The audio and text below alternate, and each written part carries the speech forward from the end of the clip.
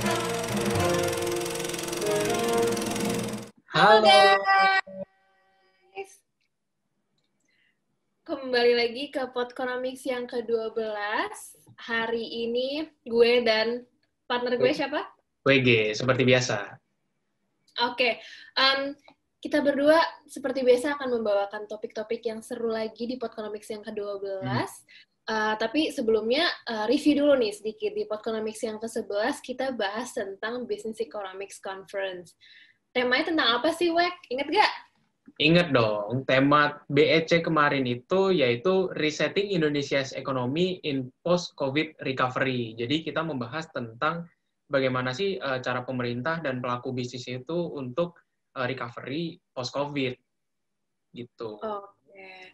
Dan juga banyak banget nih kemarin di BEC tuh pembicara-pembicara yang sangat menarik-menarik banget dan juga tentunya dari mahasiswa Business Economics juga yang menampilkan hasil research-nya juga sangat menarik banget. Jadi buat teman-teman mungkin yang kemarin ketinggalan nonton BEC bisa cek aja di YouTube kita. Ada YouTube-nya apa, Wek? Namanya, Wek?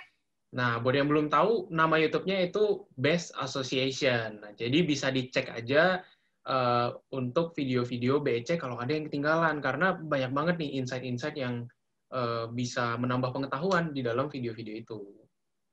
Oke. Nah, kalau di Podconomics yang kali ini, kita juga pastinya bakal membawa topik yang bakal seru banget nih. Tentang apa, Wek?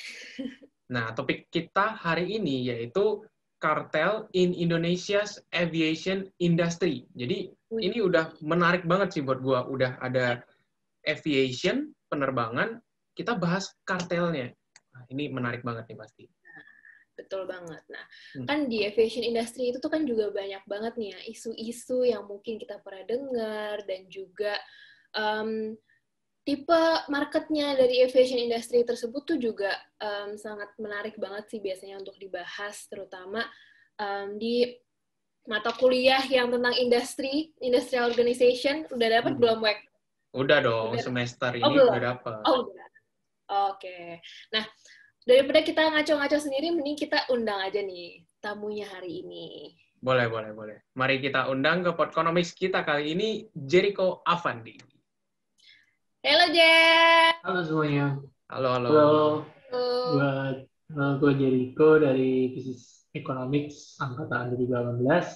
Di sini gue membantu sharing my limited knowledge about aviation industry. Yeah, hope and my opinion too. Yeah, hopefully it will be useful ya.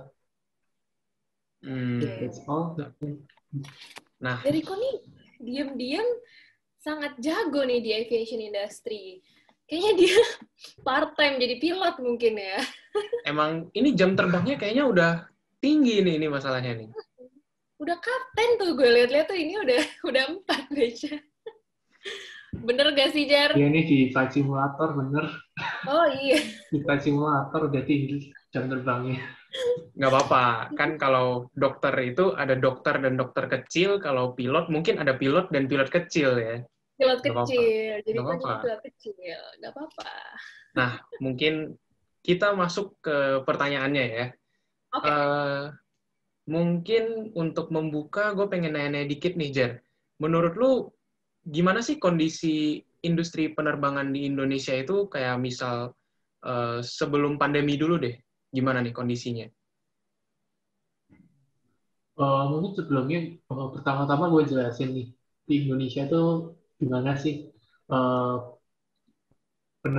industri penerbangan itu. Industri penerbangan di Indonesia itu ada beberapa company nih yang mungkin kita semua udah familiar lah. Pertama itu Garuda Indonesia, terus ada Lion Group juga, lalu yang ketiga ada Sriwijaya dan AirAsia dan beberapa maskapai kecil lainnya seperti Susi Air lah, atau Express Air, ini masih banyak lagi nih.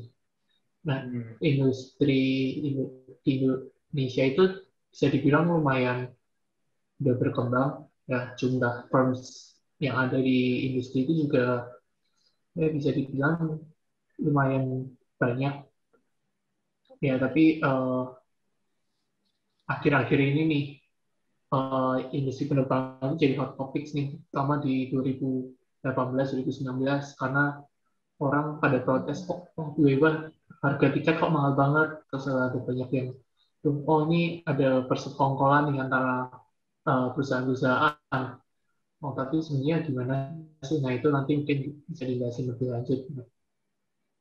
Oke, berarti dari harga-harga yang udah meningkat, udah mulai, mungkin ada orang yang menganggap, wah udah gak masuk akal nih, harganya tiba-tiba meningkatnya pesat mungkin ya, agak persentasenya lumayan tinggi ya. Mungkin orang-orang jadi, aduh pilih-pilih maskapai penerbangan, yang mau pakai pesawat untuk transportasi mungkin jadi kayak mikir, apa lewat jalur darat atau lewat jalur air.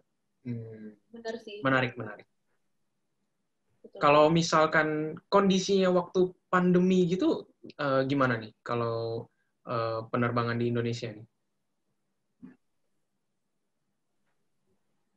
Ya, kalau selama pandemi ini ya, kondisi ini bisa dibilang parah banget. Apalagi kita tahu salah satu sektor yang paling terdampak sama pandemi itu sektor pariwisata nih. Nah, penerbangan itu kan sangat berkaitan dengan pariwisata. Penerbangan itu juga sangat turun, apalagi pas awal-awal pandemi sekitar April, Mei, Juni gitu, jumlah penumpang penerbangan itu turunnya hampir 90%. Itu worldwide. Wow. Indonesia estimated juga ya sekitar 80-90% penurunan penumpang karena banyaknya lockdown wilayah atau pembatasan mobilitas ya, istilah-istilahnya banyak lah itu. Nah ini juga para perusahaan di penerbangan itu juga sangat kesulitan ya seperti apalagi yang kita mungkin dengar nih di berita akhir-akhir ini kalau maskapai plat merah kita Garuda itu juga mengalami kesulitan karena uh, revenue mereka sangat turun drastis gara-gara pandemi ini. Nah, jadi ya memang pandemi ini sangat parah lah, terutama di penerbangan di sektor yang buat membawa orang-orang. Tapi kalau penerbangan yang buat membawa kargo logistik itu justru berkembang karena makan semakin banyak orang yang belanja online lah atau mengirimkan paket itu justru berkembang, tapi yang membawa penumpang itu sangat turun. Jadi dampaknya ini kalau kita lihat lumayan parah sih ya untuk maskapai penerbangan karena COVID kita harus gak boleh kemana-mana, harus social distancing, PPKM, jadi kita juga mungkin mau gimana pun, mau gimana lagi, kita mau ngapa-ngapain ya bisanya cuma di rumah. Banyak juga tenaga kerja di luar sana yang work from home gitu, nggak bisa ke kantor. Oh, mungkin ini pertama itu kan PSBB ya tahun lalu, PSBB terus PPKM. Benar-benar. Itu tuh sebenarnya dari yang lo tahu mungkin ada perbedaannya nggak sih Jar, dari pas PSBB mungkin turun banget, terus mungkin pas PPKM mungkin mobilitasnya emang berkurang, cuma mungkin masih ada masih mending lah dibandingkan PSBB atau gimana gitu, ada perbedaannya nggak? Ini sih sebenarnya PSBB itu lebih parah ya secara data. Nah, PSBB itu kan pembatasan sosial berskala besar. Itu awal-awal pandemi, terus orang juga banyak yang kaget, terus regulasi gimana penerbangan aman itu selama COVID ini itu gimana juga belum keluar. Jadi itu lebih parah daripada PPKM saat ini, karena PPKM selama ini itu dari data itu juga sudah menunjukkan sudah bertumbuh sekitar 5% compared year to year dari tahun lalu. Itu masih parah daripada kondisi normal. Itu karena orang kan udah mulai familiar juga dengan penerbangan itu gimana sih selama COVID, harus tes Iya. dulu, terus isi formulir, Publish terus lah ya kalau diperlukan ada prosedurnya. ya isolasi mandiri, jadi orang udah lebih familiar. Tapi ya kan barusan-barusan ini ada PPKM level 4, terus juga ya Baiklah. walaupun datanya belum turun ya, tapi I think everyone will know that, ya itu bakal turun parah lagi jumlah penumpangnya. Itu sih. Disayangkan banget ya, kayak penerbangan itu sangat mungkin di ekonomi Indonesia juga persentase juga gede gitu loh dari industri penerbangan Indonesia gitu. Terus kalau bicara tentang industri penerbangan di Indonesia, tadi kan di awal udah di-mention sama WG ya tentang adanya kartel di industri aviasi. Nah, mungkin bisa dijelasin gimana sih awalnya terjadi kartel di penerbangan Indonesia. Mungkin bisa dijelaskan sedikit dulu kayak apa sih kartel gitu. Oke. Jadi itu kartel itu istilah di ekonomi itu di mana ada dua atau beberapa perusahaan lebih dalam satu industri yang sama, dalam satu pasar yang sama itu melakukan suatu kerjasama.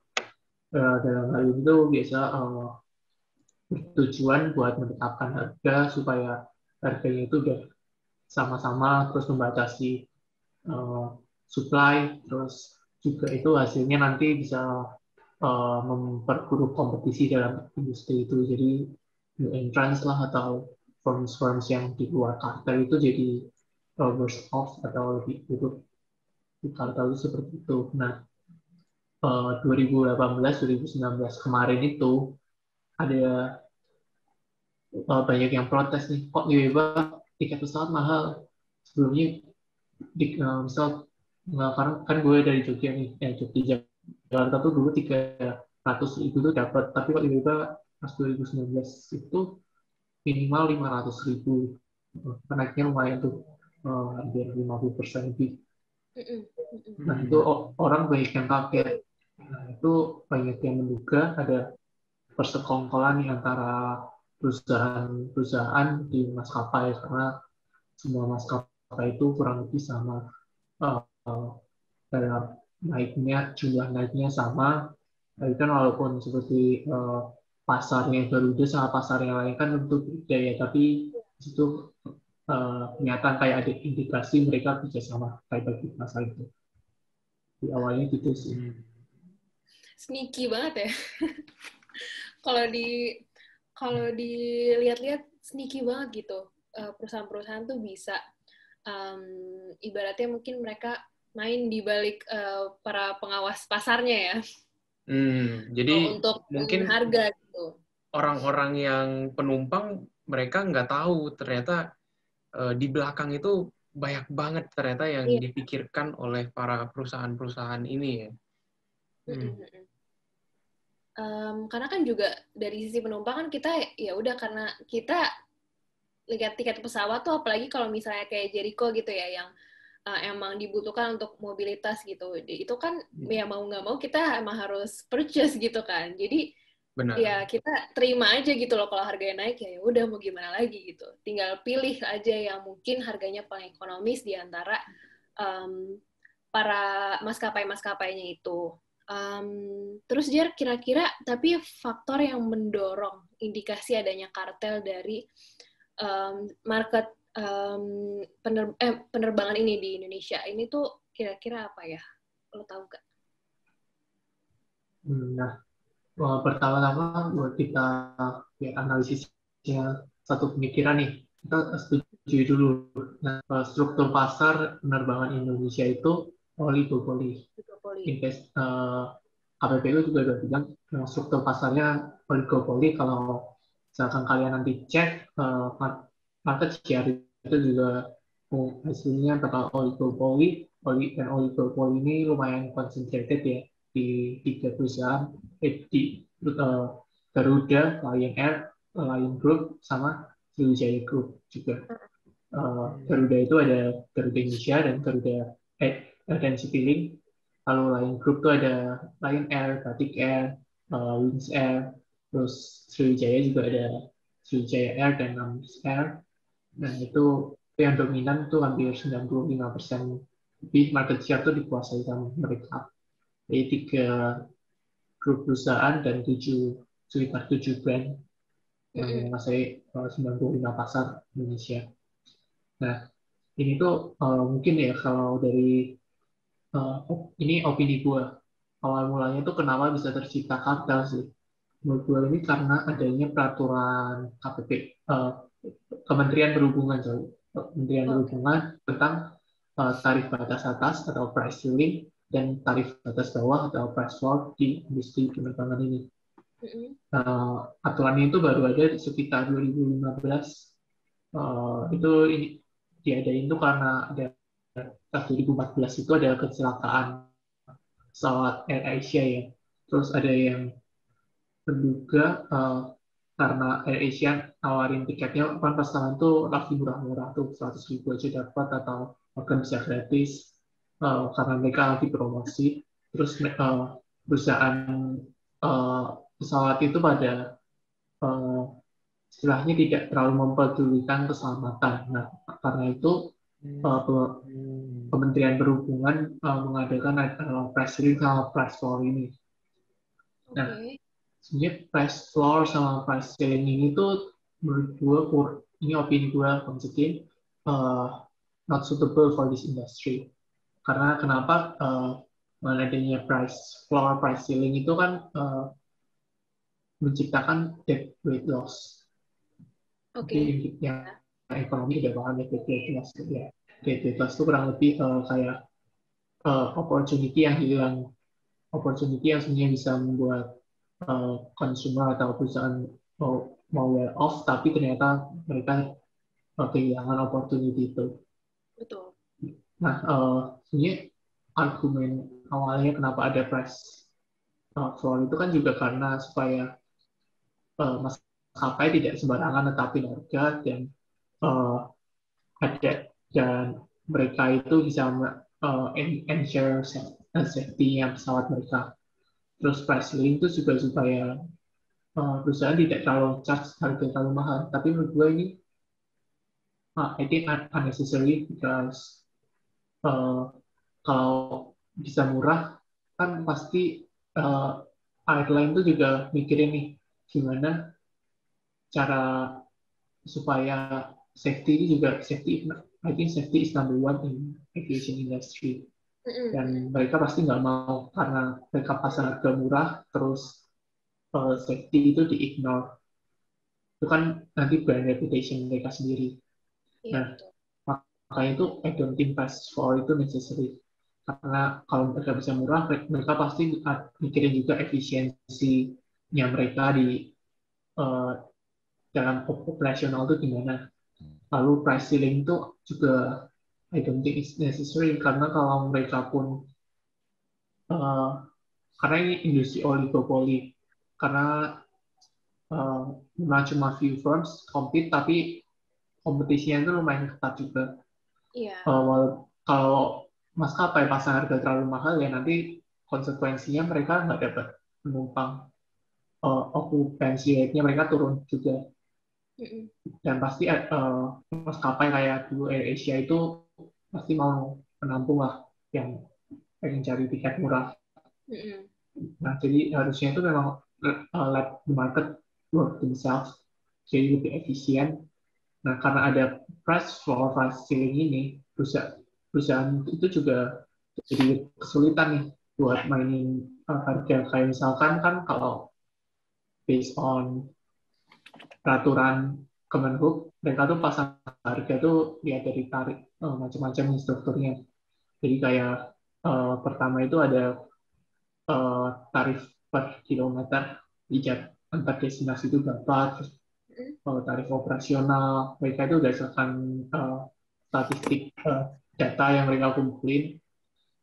Nah ini tapi kan juga konsumer yang mau pergi misalkan jaraknya kurang lebih sama konsumer Jakarta ke Bali dan Jakarta misal Jakarta sama itu Jakarta Pontianak gitu.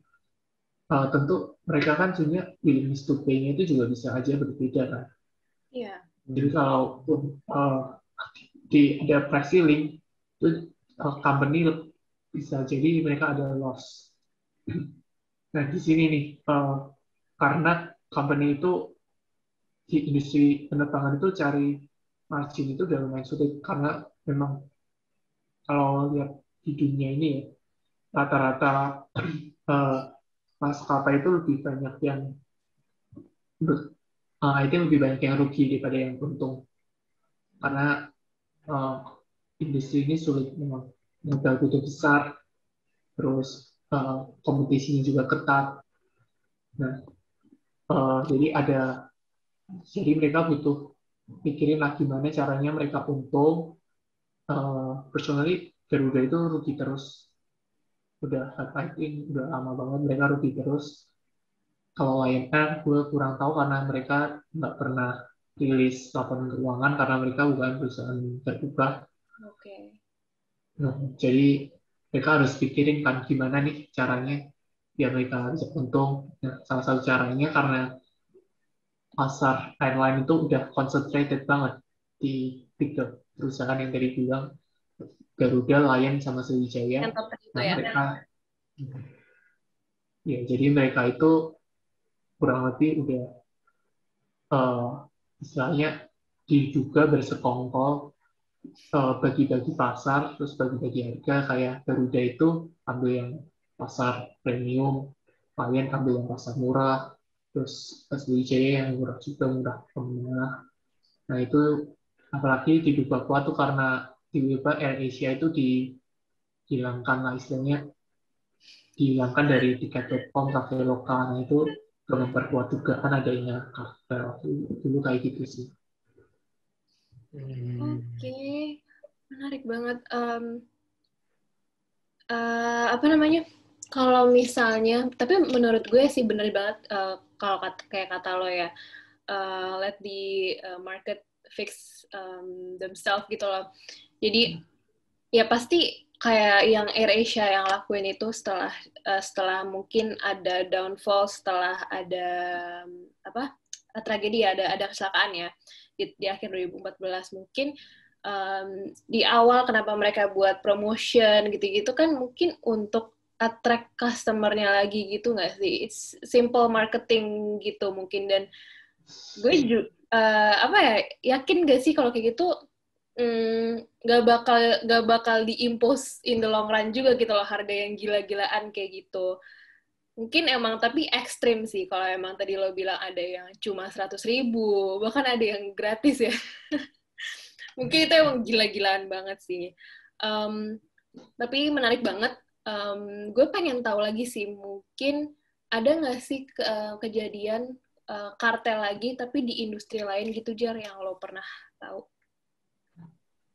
Kartel yang itu kalau lebih kebanyakan tuh di komoditas-komoditas ya. Mungkin orang kenal istilahnya itu mafia-mafia. Mafia itu kurang lebih mirip kartel lah. Mereka dengan sengaja uh, naikin harga lah atau turun harga lah sesuai kemauan mereka.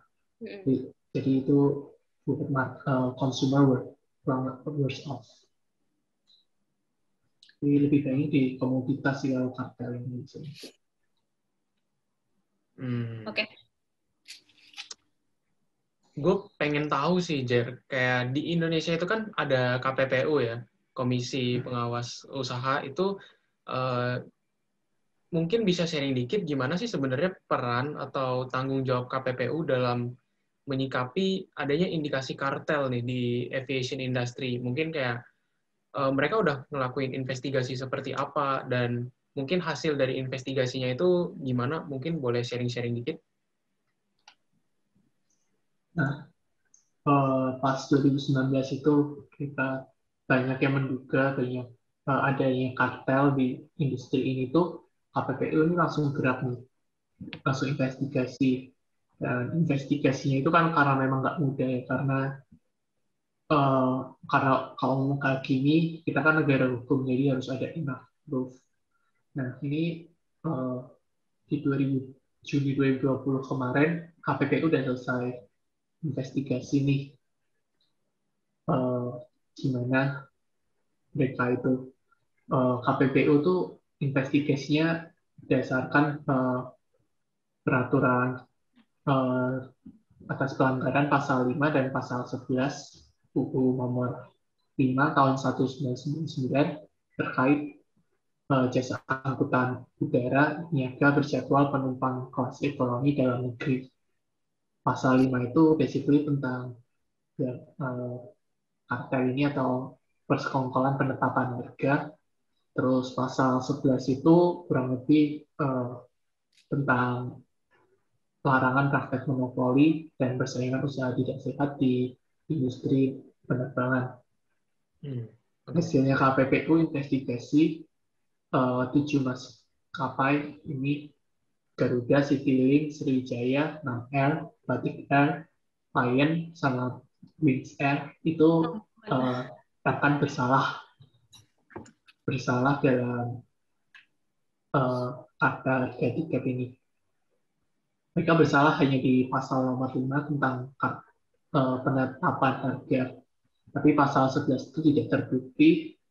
Nah, KPPU ini menilai kalau struktur pasarnya oligopoly ketat dan mengingat 3 grup, yaitu Garuda Group, Lion, dan Sriwijaya itu menguasai 95% market share.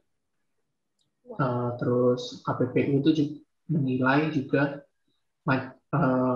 adanya paralelisme usaha maskapai penerbangan, jadi ada kesepakatan antar para pelaku usaha dalam bentuk kesepakatan untuk meniadakan diskon atau membuat keseragaman diskon dan kesepakatan meniadakan produk yang ditawarkan dengan harga murah di pasar. Ini itu mengakibatkan adanya limited supply, terus kalau limited supply kan otomatis price-nya akan naik. Nah, ini jadi menilai itu terbukti berdasarkan investigasi mereka, tapi tidak memenuhi adanya unsur perjanjian tulis di pasal 11 yang jadi untuk pasal 11 itu. Jadi tapi karena juga KPPU menimbang ya kan maskapai itu Juni 2020 tuh maskapai lagi terdampak sekali sama COVID, jadi mereka nggak menetapkan denda uang ke para maskapai, tapi lebih denda administratif seperti harus tiap adanya corporate action itu mereka harus rajin lapor ke KPPU. Jadi kayak gitu sih. Investigasi KPPU. Oke. Nah, jadi pasal 5 tadi terbukti mereka bersalah, dan pasal 11 hanya sekedar masih dugaan ya, karena tidak ada bukti-bukti yang kuat untuk menyatakan maskapai-maskapai tersebut salah nih. Nah, apakah kartel-kartel ini harus dibubarin kah, atau justru dilegalkan namun diberi pengawasan yang ketat atau dikontrol ketat banget nih sama pemerintah nih? Keputusan yang tepat gimana nih? Ini juga sulit sih kita ngomong karena dari in my opinion mungkin kartel itu terjadi karena adanya peraturan pemerintah yang menetapkan tarif batas atas sama tarif batas bawah. Nah ini itu kan mereka somehow harus survive nih. Tapi kalau sebenarnya mereka juga kartel itu secara hukum di Indonesia itu harus dibubarkan karena kartel itu in theory will make market worse off, in this case consumer yang worse off. Nah ini mungkin sulit, jawabannya sulit sih, karena sekarang ini maskapai itu juga lagi kesulitan buat survive aja, udah untung banget buat para maskapai saat ini. Jadi I think setelah pandemi pun jumlah maskapai itu akan berturun drastis. I think duopoly bisa jadi. Bukan sekarang kan masih oligopoli, tapi nanti soon I think will be duopoly karena Wow, duopoli. pasti ya Oke, menarik, menarik. Terus, karena terus. pasti banyak, apalagi Garuda aja sekarang udah kesulitan lah, Mm-mm. dan lain juga mereka masih harus mulai banyak PHK pegawainya. Jadi I think itu udah mencerminkan mereka juga kesulitan juga. Sulit sih jawabannya. Tapi Oke. yang pasti harus dibubarkan Kafka sesuai hukum di Indonesia. Oke. Karena emang Indonesia ini kan negara hukum juga ya, karena kalau memang sesuai hukum, kartel ini tidak diperbolehkan dan harus dibubarkan. Cuman emang mungkin karena kondisi COVID juga ya, jadi kita juga nggak bisa mentah-mentah bilang, ini mereka salahnya itu, karena itu juga mungkin salah satu cara mereka untuk survive ya, apalagi pariwisata udah susah, penerbangan juga terdampak banget, dan dari penerbangan ini mungkin menyumbang ke pendapatan negara juga cukup tinggi ya persentasenya ya. Jadi keputusan pemerintah juga tidak bisa semena-mena untuk langsung membubarkan. Mungkin nanti akan banyak sekali pertimbangan. Menarik. Oke, menarik banget sih tadi yang apalagi tadi Jericho bilang mungkin bisa jadi ke duopoli gitu. Perubahan marketnya tuh bisa terasa banget gitu ya. Mungkin sekarang kita ngeliat nih peran pemerintah kayak tadi mungkin Kemenhub dan misalnya DPR itu dalam menyikapi kartel ini mungkin setelah impose tadi price ceiling sama price floor gitu kan ngelihat nih perubahannya mungkin dari pasar jadi permainan harganya jadi makin sengit, jadi makin kelihatan oh mungkin ini ada kartel gitu. Tanggapannya itu tuh dari pemerintah gimana sih? Mungkin adakah perumusan undang-undang yang baru atau gimana? Nah, kan walaupun KPPU menetapkan kita bersalah, tapi sebenarnya lain juga udah mengajukan banding nih ke pengadilan, dan pengadilan juga menetapkan lain itu tidak bersalah karena itu memang udah harga udah sesuai peraturan pemerintah, dan that's how market works untuk pengadilan. Dan ya I think one way gimana pemerintah bisa support, dan terutama Kementerian Perhubungan ya. Untuk saat ini kan konteksnya itu pandemi, jadi sama pemerintah itu need to give insentif dan help lah buat para maskapai saat ini supaya mereka bisa survive, karena perusahaan penerbangan itu udah sedikit, karena perusahaan penerbangan itu punya barriers to entry-nya sangat tinggi, karena butuh teknologi lah, terus butuh Modalnya juga gede. modal besar. Ya modalnya paling nggak kalau 100 miliar minimal. Itu penerbangan kecil. Penerbangan besar tuh 500 miliar ke atas. Modal awal itu doang. Jadi kalau pemerintah biarin perusahaan bangkrut itu ya nanti siapa yang mau nyediain jasa pesawat di Indonesia. Jadi I think they need to support para maskapai. Gimana kan kita udah dengar juga nih Garuda udah mau bangkrut sama para kreditor mereka. Apalagi Garuda kan juga perusahaan plat merah ya, perusahaan BUMN. Nah, nanti I think in the long run pemerintah terutama Kemenhub perlu menghapus adanya price ceiling sama price floor ini. Karena fun fact itu cuma Indonesia yang menerapkan price ceiling sama price floor di industri penerbangan. Mungkin kalau akhir-akhir ini dengar Vietnam dan India itu juga ada, tapi mereka itu India cuma nerapin buat selama pandemi aja, tapi mereka will erase it as soon as pandemic is over. Terus Vietnam tuh juga ada yang ngusulin saving password, tapi akhirnya nggak jadi karena banyak ekonom dari Vietnam yang bilang uh, ini unnecessary saving sama password. Oke. Mungkin untuk I think dengan menghilangkan ini, terutama pemerintah juga punya maskapai plat merah di premium premium market ataupun di low cost market, itu juga jadi mereka bisa at least bantu kontrol harga supaya swasta itu tidak memainkan harga seenak-enaknya juga. Jadi ini dengan dengan ini ya kartel itu juga bisa dihindari sih, karena semua perusahaan hopefully dengan hilangnya sharing password, semua perusahaan itu bisa memiliki kinerja yang lebih baik. Tapi once again ini kalau konteks sudah selesai pandemi, karena saat ini yang tetap dibutuhkan maskapai itu adalah insentif sama help, so they can survive. Oke. Berarti itu kurang lebih juga bisa, selain untuk menghindari sekarang kartelnya nambah, juga kita bisa push ya supaya kedepannya emang nanti supaya nggak ada kartel lagi nih.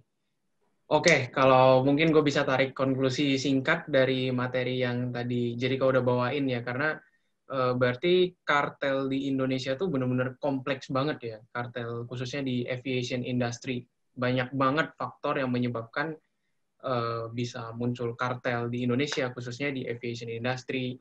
KPPU dan pemerintah udah berusaha juga untuk mencoba menyelesaikan nih masalah ini, mulai dari analisa ini benar ada kartel atau bukan, terus mulai dari bikin kebijakan-kebijakan untuk menyelesaikan masalah sekarang dan juga mencegah ke depannya bakal muncul kartel-kartel baru khususnya di aviation industry. Betul banget. Ih, WG bisa jadi tambah pinter nih ya, Wek. Bisa. Gue ikut economics udah gak tahu berapa episode, udah banyak banget. Ini insight nambah terus nih ini. Jadi tambah pinter ya tiap episode. Mungkin minggu depan kan, bulan depan bisa jadi bintang tamunya ya, WG. Mungkin bisa di Podconomics selanjutnya deh. Selanjutnya nanti. Oke, kita closing aja nih ya, karena udah dirangkum juga sama WG yang pinter banget. Makasih. Terima kasih juga buat Jericho, terus juga buat teman-teman yang udah nonton sampai akhir dari Podconomics ini. Semoga nambah ilmu dan juga jadi tambah pinter kayak kita. Terima banyak ilmu dari Jericho, dari pilot muda Indonesia, pilot cilik ya. Terus sampai situ aja kali ya. Kita bye-bye bareng nih kayak biasa ya. Boleh. Oke deh. Oke, 1, 2, 3. Bye. Sampai jumpa di Podconomics selanjutnya.